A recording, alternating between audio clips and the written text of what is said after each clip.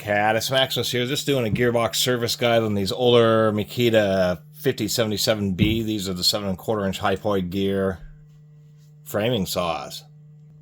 Makita's competition that they released back in the 80s. We actually have two examples here. I've already done the gearbox on this. I didn't do a video. There's another video of somebody partially restoring one of these, clearly showing how to replace the power cord, which is super easy. These older Hypoid gear saws do not have oil-filled gearboxes. They're just regular grease-filled gearboxes, and they need to be periodically serviced. It's only the newer next generation ones, which have like a, much more modernized design. Those are the ones that have the oil-filled gearbox. And so it's a common misnomer. And on these older Makita saws, which are quite frankly as good as the newer ones, even better, just because they have, they had steel top handles, excellent airflow through the tool, just generally heavy duty. They're definitely heavy. These were one of the few real good and viable competition to the warm drive skill saws. And they had electric brakes, which is not common on circular saws because of, one, the additional expense. There has to be another winding on the motor, a brake winding, as well as a special double acting switch, which engages the brake winding when you release the trigger. Like so. But it is a nice... Oh, and the second issue is that... Actually, maybe I can show. Here we go. This should exemplify it. See that big flash of light? The electric brake essentially is reversing the motor on itself, not using power from the wall, using the residual magnetic field. There's a lot of resistance from the brushes, so that field dies off quickly. But as soon as you release the trigger, it engages a brake winding on the field, causes the motor to reverse, but it literally is like the same as, having an electric drill and flipping the reverse lever while you're running it at full speed. Bunch of sparks and wears out brushes and the motor commutator. It can be a lot faster, like 30% faster or more. Because every time you use it, when you let off the trigger, it just has that big pile of sparks as it reverses itself, and it just wears things out. That being said, this is a saw that's meant to go for 3, 4, 5 sets of brushes. Really heavy-duty commutator. We're not going to get that far into it. We're just going to take apart the gearbox. Anyway, nicely built. They used machine-grade socket head cap screws to assemble this. They were really pretty good saws, and actually what I'm just realizing is two things. One, this one on the left from '89 has the old logo. This one on the right is from '92, and we have the more modernized logo. So that's kind of interesting. These saws are right at the transition period. And for people who like this stuff, I'm just noticing that the tags actually had peels that were never peeled, and this is an example of why you peel the peels, because they really like to get bonded, especially for a saw like this. This one's 32 years old. Well, it'll take me a minute to get this peeled. I want to really cooperate. Oh, somebody didn't peel them. I'll have to admit that's kind of cool, because now both of these saws have labels that look like they're absolutely brand new. So that's something that you can do, is remove the peel and get a nice clean label. A little background information along with the repair video, even if it takes too long. I paid $20 for this at a garage sale, unbelievably. Had a 40-tooth blade. Has seen some use, but for 32 years, it's not too bad. People wondering about them using a roll pin for the hinge. If you ever have any problems with that roll pin, you can just get it's an M6 fastener that would probably be about 2 inches long, 45 or 50 millimeters long, probably 50 millimeters. And you can just put It's the standard bolt thread that's used for 10 millimeter hex bolts. These roll pins are secured in this long cross section, and they are a bear to get out. Those things usually just don't loosen up. Since it's a left-hand blade saw, you're going to go in the opposite direction, or it's going to be a reverse thread. You got to find the notch. There it is. And so it's like you're going to be trying to tighten it. You're going to be going clockwise, but that actually loosens the fastener because, of course, since the blade's on the left, the screw threads have to be backwards, so it has a self-tightening effect. But of course, with all these saws, except for old skill saws, that's where the diamond drive came from, is old skill saws have a positive drive system where the blade can't slip. The blade only stops when the motor stops. But skill and everybody else in the 7 1/4 inch world,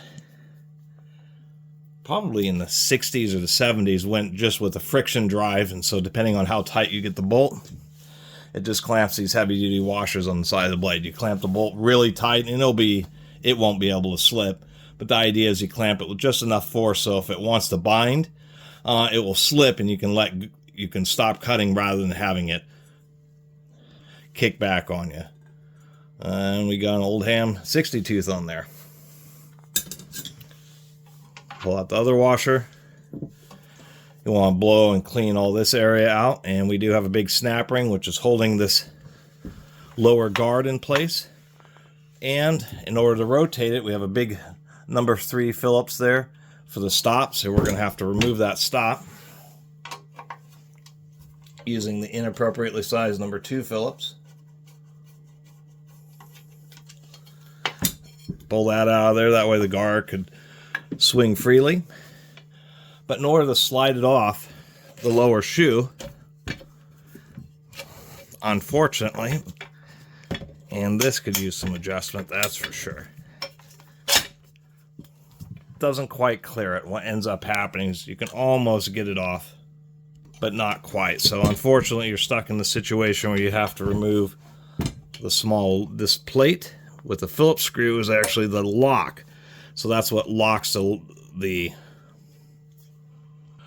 it's what drives. So the lever itself isn't connected to anything. The lever is connected to this plate, so you're able to put on the lever, the bolt secures it down, you just adjust it to the point to where when you have the lever down the lower position, it just locks it up.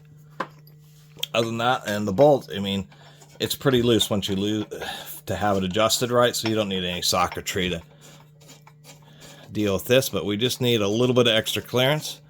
And there is a big washer, pretty large bolt. You can see where it wears right there. And in this case, we have 2 washers to space it away from the bar. There is a little, and then there's another washer behind the bar. So 3 washers total. Don't lose them. Double check the quality of the brass insert. The reason they use a brass insert here is if it wears out, you can use a extractor and extract it and then tap in a new one. And these have splines on the side, and that's what prevents it from rotating. Now we have enough space. We'll pull out the snap, clean it up, and then we'll pull out the snap ring. I don't know where my normal snap ring pliers are. Since if it's internal, it's easy to use needle nose. If it's external, you gotta find needle nose that have the right tip size. Always use your safety glasses.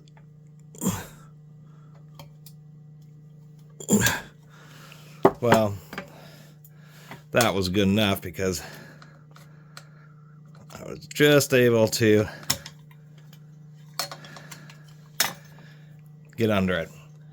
It's going to be a heck of a lot more special trying to get that back on. I can tell you that. We have a special lock ring here. That's what captures the bearing. The bearing this is a special plate here. And we just pull out this. And wherever the spring is hooked. Pay attention to which way the spring is hooked. It's hooked under like this So we'll rotate it, pop that out. There's our guard. And there's no bushing, it just rides on the steel surface. Clean that up. The main bearing here is pressed into this cup. The spindle's pushed through it, and then it has this lock ring on the other side to really keep it steady. One of the things about these Makita saws and all skill saws is that if you like try to feel any wobble, there's none. If you have a sidewinder saw, you can grab the edge of the blade and you'll feel just a tiny bit of wobble. Not gear backlash, but the spindle actually bending, not bending, but shifting back and forth a tiny amount. When it comes to Hypoid gear saws and warm style saws, part of the longevity under heavy duty cuts is the real precision gear alignment. So the bearings are tensioned so that there is no blade backlash. One of the nice things about these kind of saws is they make real straight cuts because they have a real tight spindle. Anyway, from here, clean it up. You have 3 Phillips head screws, which are going to be from the last one. These are extremely tight. These are the kind of screw that you're wanting to stand up, put your hand on the back of the screwdriver, and really press down, or use some kind of little impact. We're going to use one of these. This happens to be a Duralast little 1/4" drive hand impact driver. We're going to kind of pre-tension everything, press down, and now we're ready. That's the great thing about these impact drivers. When you hit them with the hammer, you have a huge amount of downward force, really jamming the bit into the fastener. And the real trick is to press them down and pre-tension them.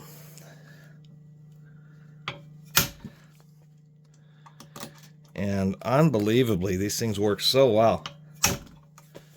And every one of these screws, just with a little tap. And those things can be so jammed that you'll just strip them out immediately. And these are what's known as JIS, or Japanese Industrial Standard, which is a slight modification on the traditional Phillips tip, and that's something to be aware of. And you know JIS fasteners because they have a little dot on the head of the fastener. If you don't have an air compressor, just use a little brush and blow it out. It's pretty simple. Now that these screws are loose, I know I have a screw loose, or 2. It's interesting to use Phillips head when the fasteners on the body, all the fasteners that hold the guard on, are all machine grade socket head cap screws, like grade 12.9. And I mean, hopefully they're not grade 8.8. Yet they use these Phillips head screws right here, and I just don't really understand, except for maybe the head height of a socket head cap screw is just a little bit too tall, or maybe it's just part of. So now it's loose, but this has 2 ball bearings, one on the front and one in the back, and those 2 ball bearings are part of how, and there's just a tiny amount of tension on them. That's how it stays aligned. Unfortunately, it means that, turns out the secret is actually to put the bolt in a few threads and then get a pry bar. This isn't exactly a pry bar, but real easy. Just pull up a little bit. It may want to cockeye and jam, and if you feel it doing that, just come around to the opposite side 180 degrees. The bolt head has more than a flange. You can even put, well, not that washer, the other washer under it to give yourself even more grip. And you just use the casing because it doesn't require that much force just to work it and pop it right on out of there. The grease is still pretty good because it is a pretty tightly sealed gearbox. This is, of course, a steel front end in an aluminum case. And, well, now you can't see in there. Now you can see in here. See, on these older ones, they are not oil filled, just normal grease. You want to take a real close look. So it's a Hypoid gear. So what that means is there are bevel gears, which just means 2 gears usually coming in, like in this case, at a 90-degree angle. If they're helical cut, then sometimes they're called spiral bevel gears, just because of the input gear looks like it has a spiral. But there are also straight cut ones with the teeth are straight. And what makes it a hypoid is that you can have that input gear. I mean, first, they're bevel gears, but they don't have to be 90 at any angle. It's still bevel gears. Just happen to be 90 degree here. Helical cut, so sometimes they're called spiral bevel gears. And then hypoid means that when you have the input can be anywhere along the axes, and that is plain bevel gears when the tip of that is pointing towards the center of the shaft.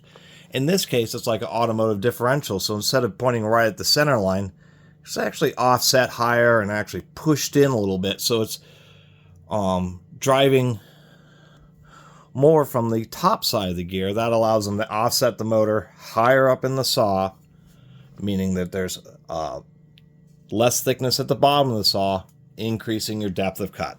That's why they make it a hypoid saw. And the same thing with worm drive. The thing about these saws, both this Makita and the 13 amp skills I threw, or have the same torque, they're both 13 amp saws, isn't that worm drive gives you more power per se. It's the fact that worm drives have high gear ratios, and so Makita's doing the same thing here. It's a reasonably sized, looks like about a 14 millimeter spiral gear in there. That's a little more than a half inch, maybe 9/16 or 5/8, and this larger diameter gear here, and allows you a pretty good gear reduction in a pretty small space. And that's the same thing with the worm drives. The worm drives have always been oil filled. Makita initially didn't do that, but on these older saws, and probably was just fine.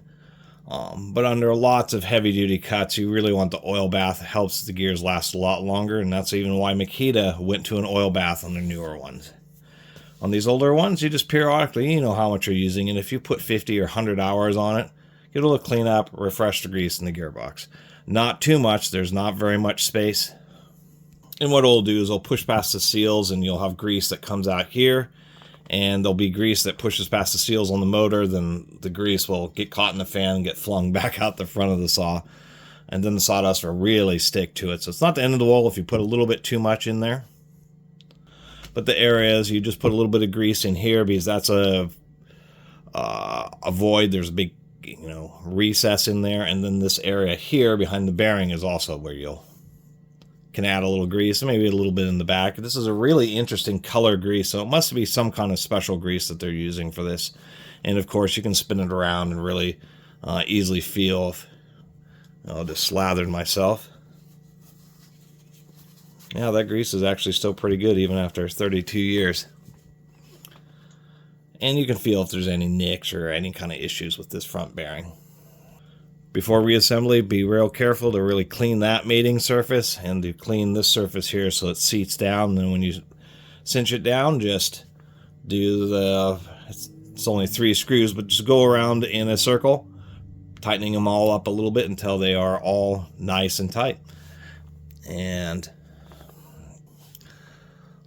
the last thing to do is to really take a close look, because on these spiral gears, many times it's hard on the little motor arbor, but it's easier to see on the driven gear if it looks like there's any kind of what will happen is right at the root, near the root of the tooth, where the gear, at the limit of where the meshing is occurring, you'll start to see a lip. So these teeth have a strange shape. They're a buttress shape. They're angled on one side and straight on the other due to the way the hypoid gear is interacting.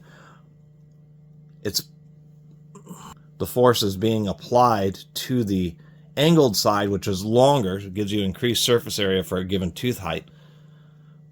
But what will happen is you'll see where it'll go up and there'll be like a little notch, and that lets you know that you're having some gear wear, but it's not bad here.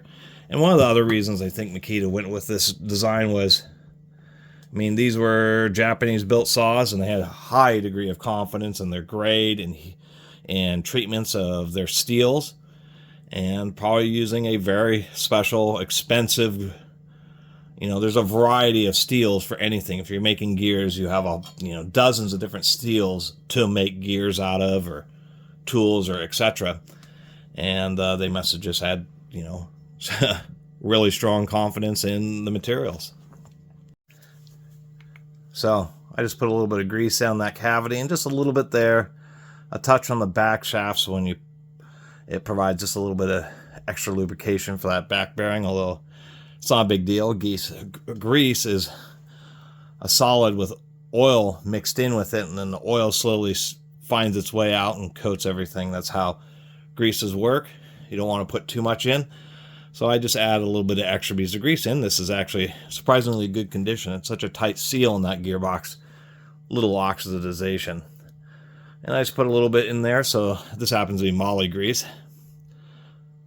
Just provide a little reserve. When it gets hot, that will kind of work its way into the gearbox, and that's all you do. And if you're periodically maintaining it, then you'll clean out all the grease and add some new grease. And it's really pretty simple. You just want to make sure it gets started nice and straight.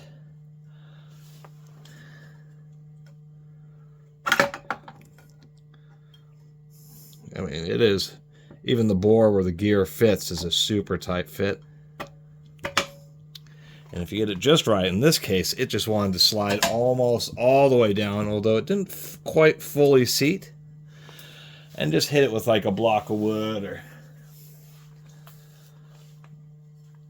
you don't want to use anything steel. You don't want to damage the end of this, but since I'm I want to get a hammer, that's what I'm going to do. Just tap it a few times. Just make sure this gets fully seated. Do it more properly with a dead blow, which doesn't have any rebound, and a piece of, this is high density UHMW it's called, which is a high molecular weight, high density plastic. And that's perfect. And you can feel it seated just because the collar is now rubbing, and as, of course, you can always look too. I was able to dig myself up some machine grade socket head cap screws. These actually happen to be 12.9s. I think the reason they use Phillips there is because of ease of maintenance. You can just do a couple quick things and pull apart this gearbox pretty easily. Putting this bolt in and then just lightly prying using the foot and the blade guard, man, it popped out super easy to tap back in. But I'm going to upgrade these fasteners, since just about everything else is socket head cap screws on this. Run them down and then just go around in a circle. Pretty easy to pop the guard on. Surprisingly enough, using these kind of pliers to put on the snap ring, I forgot to hit record. But when you get it on there, you can actually, they kind of want to rock, so you kind of bend them push them this way, and that will put some tension to get the back of the snap ring, and just put your thumbs together, and surprisingly enough, you can use needle nose pliers as snap ring pliers. Make sure the guard runs smoothly. Make sure to clean up the back washer. And I've seen where people put these on backwards. This little lip here goes down. I've seen people where they have had it like this, the wrong way. And of course, it doesn't stabilize the blade properly because there's that little gap there. That's actually just to rise it up off the blade guard a little bit. Actually, before I do that, we should probably put this back together first. Pretty easy task. We've got our lower washer.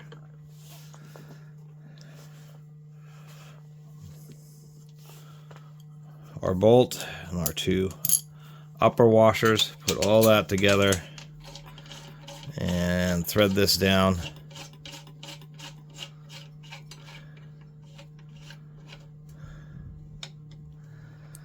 It's probably not loose enough, and you kind of have to just adjust it. What ends up happening with this little lever is you'll kind of you'll put it on, lightly lock it into place, and if it's too loose, you just pop it off a notch. This is a 12 point here. Put it back on the fastener, and that will loosen it by 30 degrees, or if you need to tighten it, you actually tighten it and then put it back on, and the regular position, and it's just a little bit of trial and error there. The goal is to have the handle be nice and tight when it's about even with the back of the saw. So in this case, I got to go tighter, and it just takes just a few tries. So I'm actually going to go quite a bit tighter, like maybe that much. How about that much still? Get this back on here and try again. The goal is just to be able to adjust it and then be able to get a good lock on it. Put the blade back on. Pull off the remnants of that sticker. Not a super cheap blade. It's still 15, 20 bucks for 60-tooth blades. So surprisingly enough, the saw was well more than worth it for what I paid. And of course, primary bolt, which screws in by turning it counterclockwise. Now, the safe way of doing this is to tighten the bolt only moderately and use the saw, and if you have any problems with blade slipping, then you tighten the bolt a little bit more. That way you have that clutch action working, so if the saw binds, that the blade will slip, but on most of the cuts that you're performing, it'll hold just fine. A lot of people get annoyed, especially framers and carpenters, because they'll be doing long cuts, big rip cuts, and there'll be some binding. The saw will bog down. The blade inevitably ends up slipping. So most framers and I guess professionals just tighten the bolt down pretty tight. Not to stripping it out, but they just tighten it down to the point to where it can't slip, because they just don't want to deal with it if they're in a tough or heavy-duty cut. Because, of course, if you're in a heavy-duty cut where there's another side of the coin to where, a good saw like this has a lot of power. Big, well-geared down 13-amp motor, just like the skill saw, has a lot of power. And if you end up in a situation where the blade slips because of binding, it's a dangerous situation, because the saw can jump out of the back of the cut, or out of the cut because the back teeth end up grabbing and then just will want to lift the saw out of the cut and then send it towards you. That's what the kickback is. There's also the situation where the blade slips. You have to turn off and then you got the saw just sitting there stuck in the cut. You can go find a wrench, try to tighten down the bolt with the saw in the cut, which is not easy to do because the blade is stuck. Sometimes the motor will want to turn because you can't access the lock, but you just have to kind of battle with the bolt slipping until you can essentially get it done. So some guys just say, the heck with that, I'd rather have it totally stall and risk a kickback rather than have it be in a situation where the saw gets stuck in the cut, which can still happen if it's binding so badly that it stalls out the motor.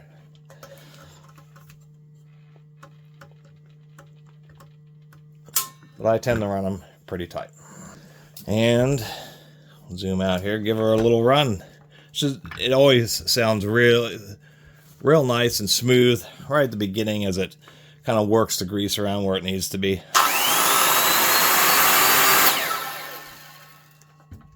It shuddered a little bit because of that grease I put on the top side of the gear. It flung around, got into the gear teeth, and had to work its way through. And now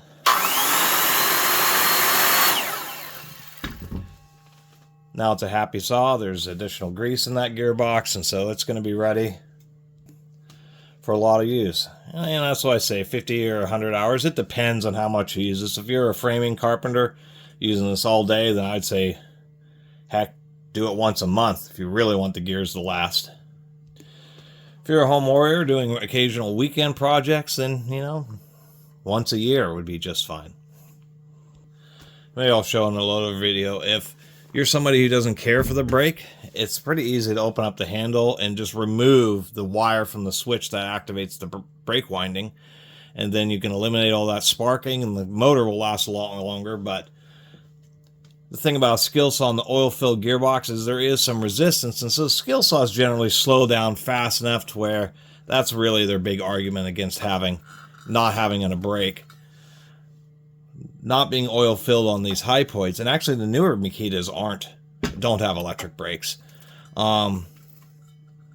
These things can really, move freely, and it can actually take a significant amount of time for these to, 5-10 seconds, probably 5 seconds to fully slow down, which really becomes interruptive because the blade's spinning. I've got to be real careful setting it down or wait for it to stop, and that eats up a lot of time. So having electric brake is just cut, stop, set it down, or move on to the next cut.